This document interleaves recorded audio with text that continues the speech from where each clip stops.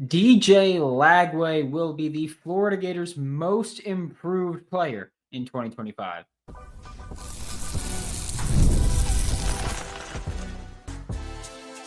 You are Locked On Gators, your daily podcast on the Florida Gators. Part of the Locked On Podcast Network, your team every day.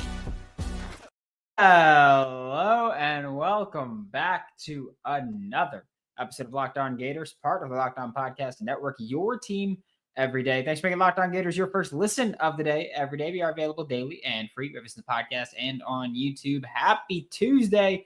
I'm Brandon Olsen. Find me on Twitter at WNS_Brandon. Find all my written work for New York Giants on SI. Today's episode of Locked On Gators is brought to you by FanDuel. Right now, new customers can get $200 in bonus bets when your first $5 bet wins. And like I mentioned, DJ Lagway going to be the most improved Florida Gator in 2025. Yesterday, we talked about areas where this team must improve. Today, we're talking about which players will. This is us calling our shot, all right? And yeah, sure, banking on DJ Lagway might seem like the safe option. But I am also talking about comparing DJ Lagway to my opinion of him, not comparing DJ Lagway to everyone else's opinion of him. Because I do think that generally the Florida Gators fan base is higher on DJ Lagway than I am, which is not, I don't think that's a knock or anything on anybody. I just think that while I recognize that DJ Lagway was a phenomenal deep ball passer last year, and I recognize that DJ Lagway honestly performed better than I thought he would as a true freshman. Okay. Like I've been critical in the sense of he's still got a lot more room to grow, but I also think that he performed better than I thought he would last year. I do. I think that for him, we knew he'd be able to connect on the deep ball. We knew he'd be able to extend plays with his legs, which were things that he did a lot in high school. But again, doing them at the college level and the SEC level specifically, different, right? So we knew he would do that, and we knew it would happen eventually that he'd be able to do those things. But he did it from day one. Okay? I also think that he did a great job of just consistently commanding the huddle. And that's not necessarily a thing that, we thought he'd struggle with, but it is a thing that he was a true freshman stepping into a situation with a good deal of upperclassmen. And even though you're the quarterback, even though everybody knows that eventually this will be your team, to walk in there and command it from day one is big. And he did a game one against Miami. He came out, he ran the offense, got him downfield, got him moving, got things going. He did that game one. So I do think that, he outperformed what I expected from him in that way, especially. And again, I think he was great as a true freshman. I think he was great for a true freshman, but I think he's got a lot of room to grow as just a quarterback, which again, I only mention this so many times, and I only make sure I say this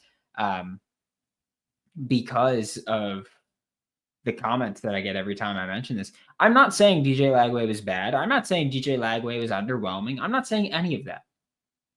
I think what he did as a true freshman for a true freshman was fantastic.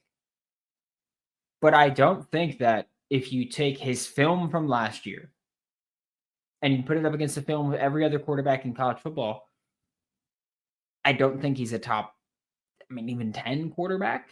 So I think that there's that. But again, I'm saying that to just bear with me because I know a bunch of people are probably punching their screen and everything.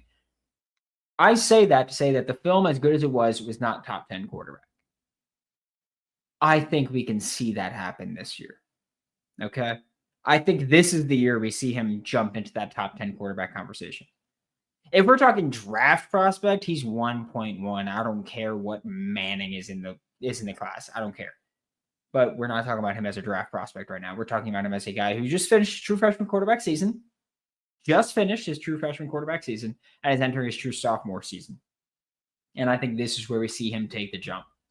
This is the thing we discuss a lot during the season of, first off, the underneath passing game needs to come to him.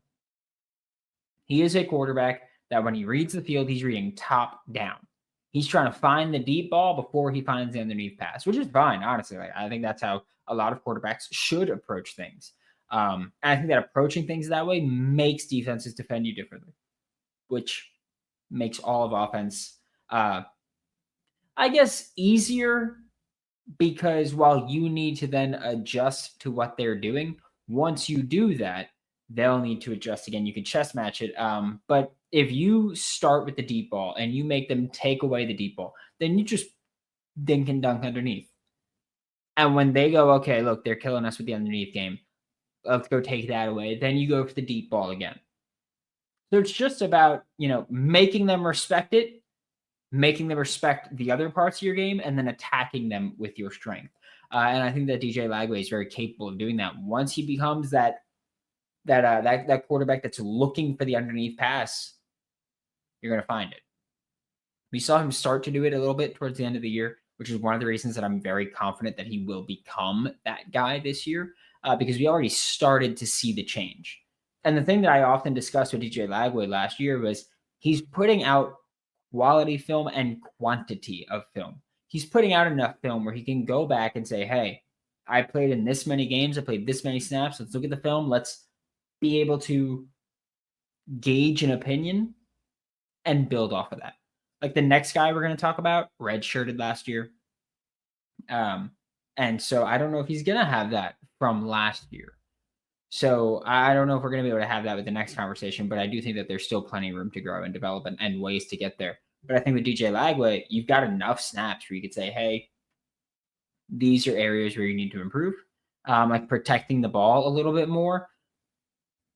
That one is one that I'm not super certain we'll see outside of just the underneath passing game becoming part of his game. Obviously, underneath passing game means that you're not throwing the ball deep downfield, means you're probably not putting the ball in harm's way as much. And so, yeah, sure. But I feel like with DJ Lagway's size and his arm talent, like the guys that we've seen with incredible size, elite size for a quarterback, and elite arm talent.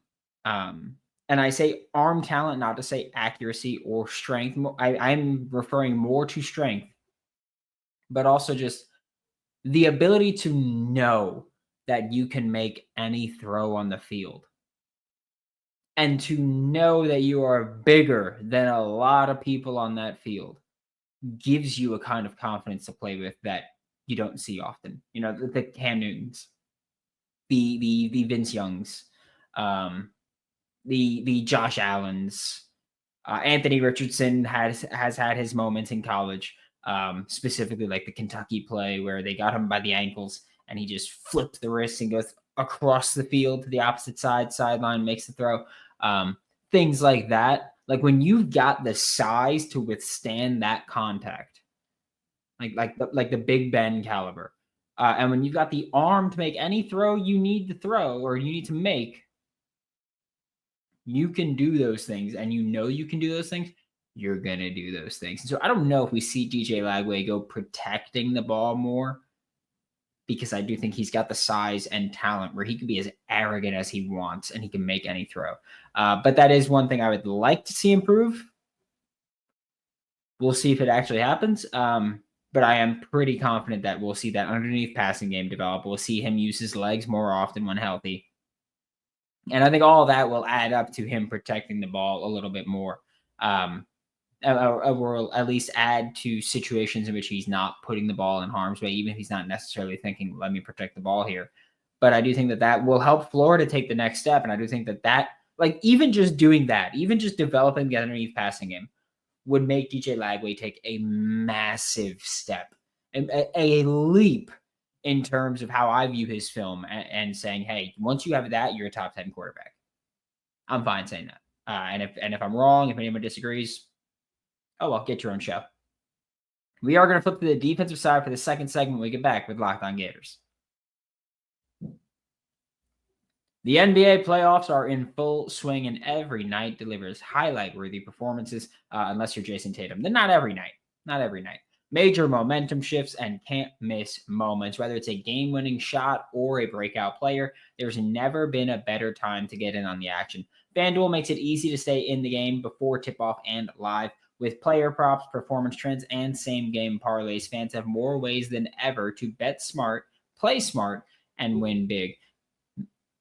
Maybe you're going to bet on the Knicks to win the series. Maybe. Odds pretty good.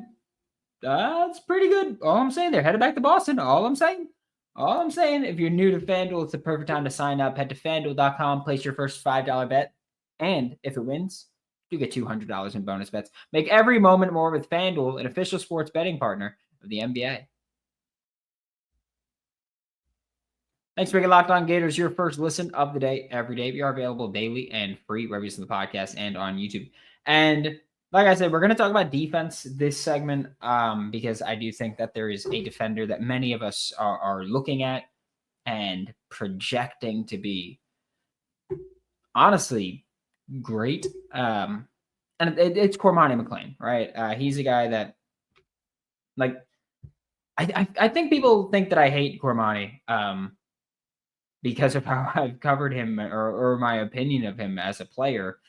Is one that is starkly different from many Florida Gators fans, whether he was at Florida or not. Cormani McClain, physically, building a corner in a lab, you're building Cormani. His size, his length, his athletic traits, his confidence, all of that.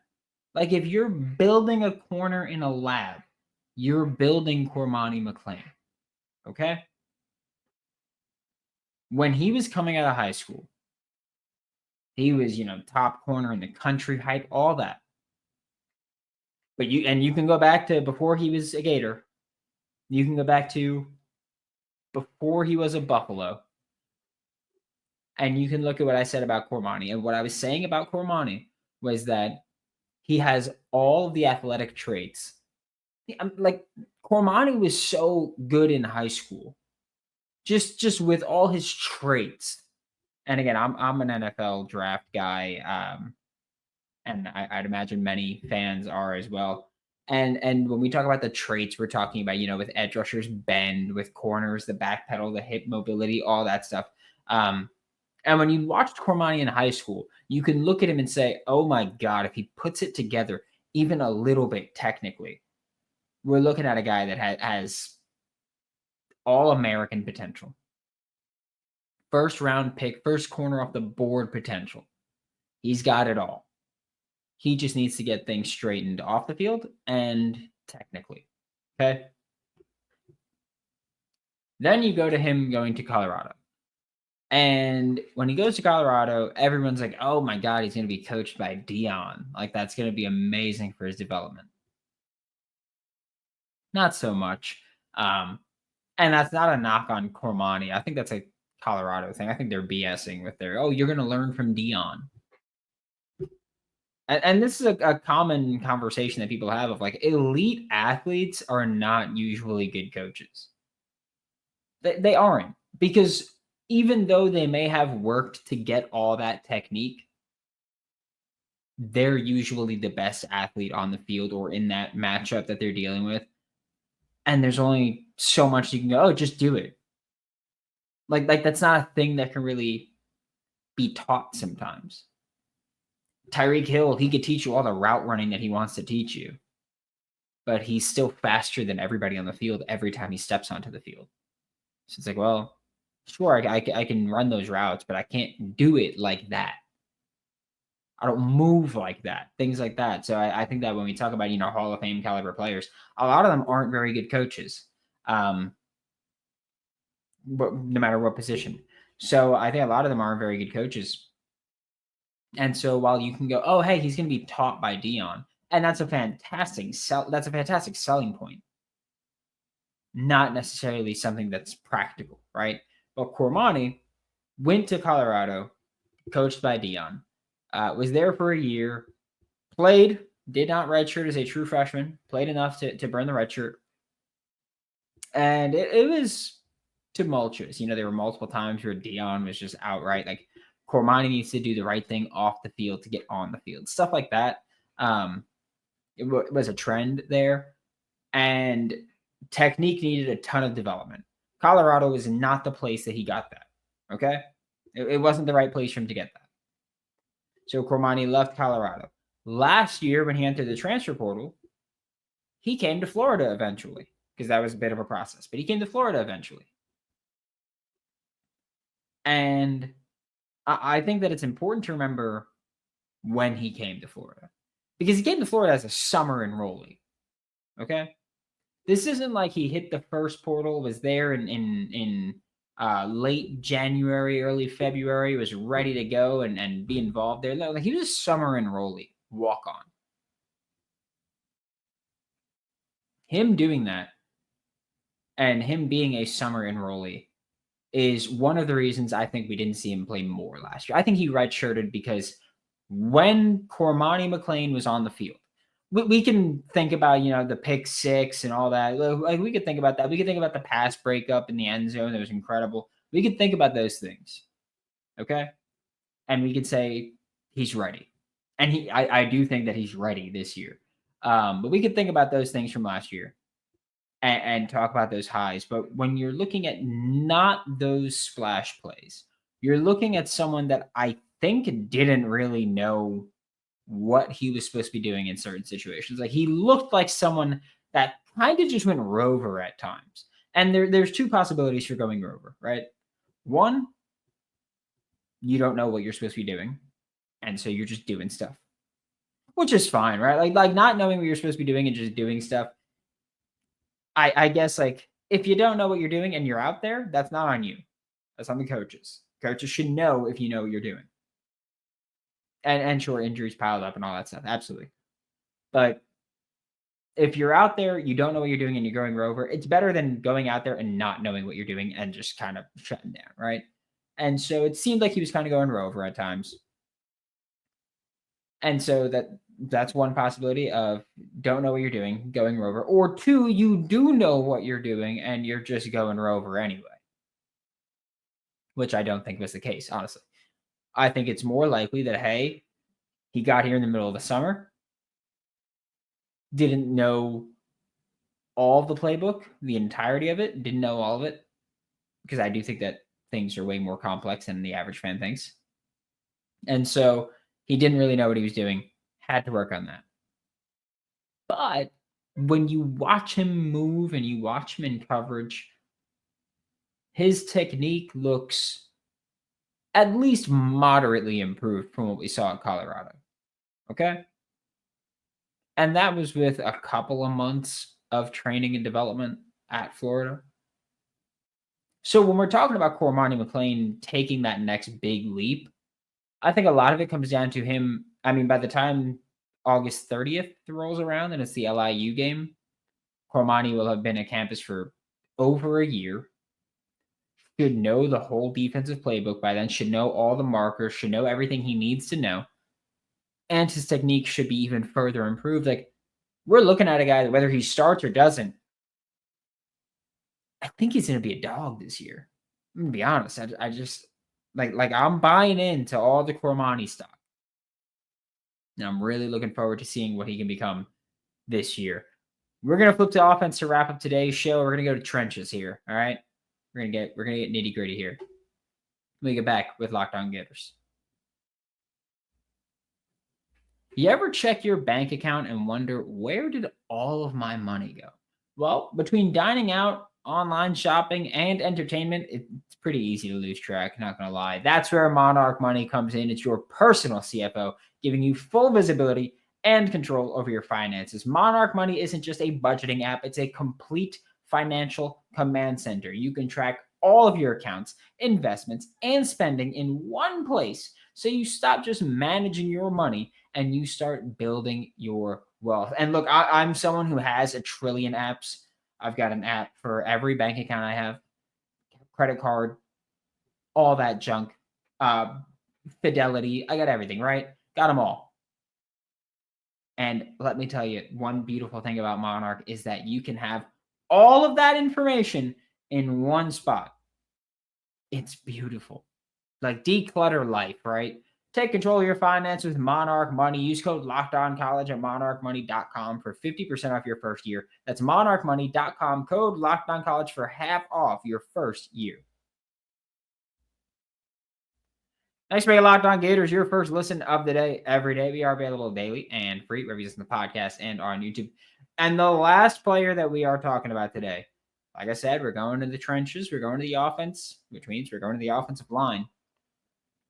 Knijeah Harris. That's the guy I'm going for. And look, I've said before, I've been very open about how I feel about Jonathan Decoster. I think he's doing a fantastic job on the offensive line. I give him a lot of the credit for the offensive line development, which is a conversation we can have another day. We're talking about Knijeah Harris now, but that's a conversation we can have at some point. But I give Jonathan Decoster a lot of the credit for developing the offensive line over the past year. I think he's done a fantastic job.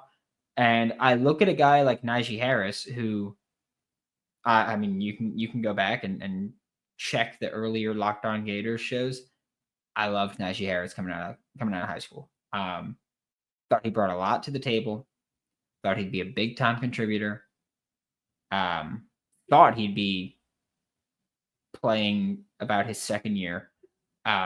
Loved the film. Okay.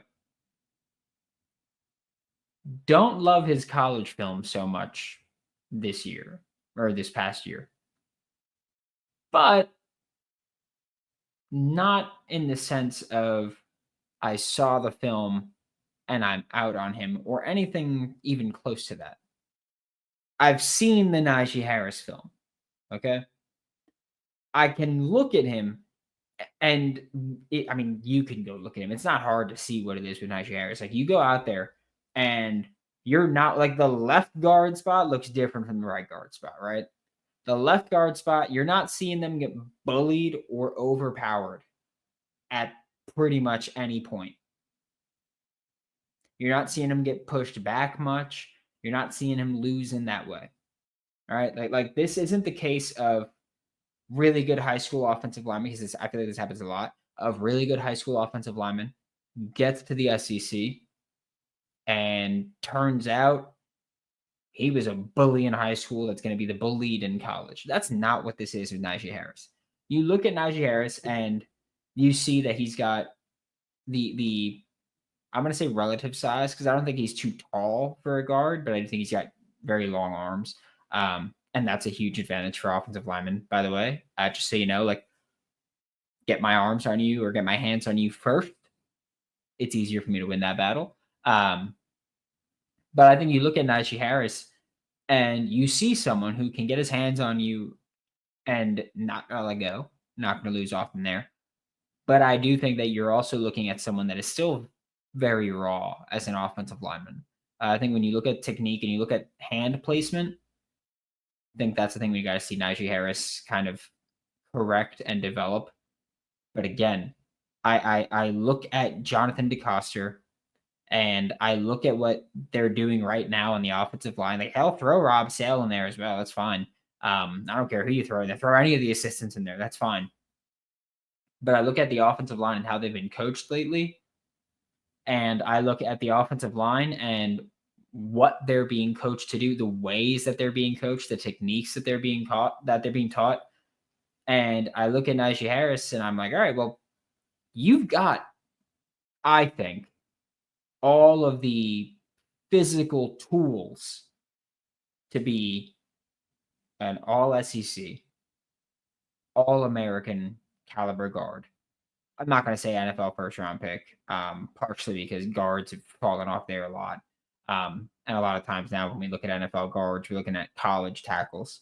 So my point is I'm just not pretending to project where he's going to go in the NFL draft, especially because we still have so much to see from him. But I am looking at someone that has the demeanor, that has the size, that has enough athletic traits to last. And I watch them and I just say, all right, well, the only thing that I think you really need to work on is the technique. Or actually, I'll say two things. I'll say technique and his foot quickness. Okay. I think he could benefit from just being more active with his feet when he's getting set up and redirecting there. But like the technique that I'm looking at is his hand placement. I feel like he kind of telegraphs when he's timing his punches, and I think we've seen a few defensive linemen in the SEC kind of get the swipe away because they know when he's picking his hands up and when he's engaging and when he's going to punch. And while he's got really long arms, and if I can get my hands to you before you can get your hands to me, I'm going to win. That's fine. But if I'm getting my hands to you and you swipe my hands away and then you're getting by me, it doesn't matter if you like my little swim. It doesn't matter if my arms are longer. It doesn't matter if I'm stronger than you. If I'm not getting my hands on you with that grip and getting you in my hands, it doesn't matter. And I think that's one thing we need to see Knijeah Harris improve on: foot quickness, foot agility, hand quickness, hand speed, whatever you want to call it, and just his technique overall. But again, I'm talking about someone who last year was his first year playing significant snaps. And I do mean significant. I don't mean, he started one game as a freshman. I think it was Arkansas. Was it? It might have been Arkansas that he saw his first start. I'm pretty sure Micah Mazuka was out. And I think it was Knijeah that got the start in that game.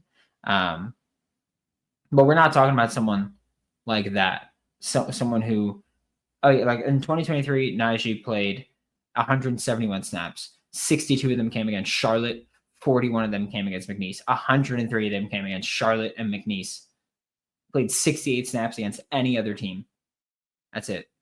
And so not exactly the sample size to show what anybody's going to do there. But you look at last year, played 668 snaps.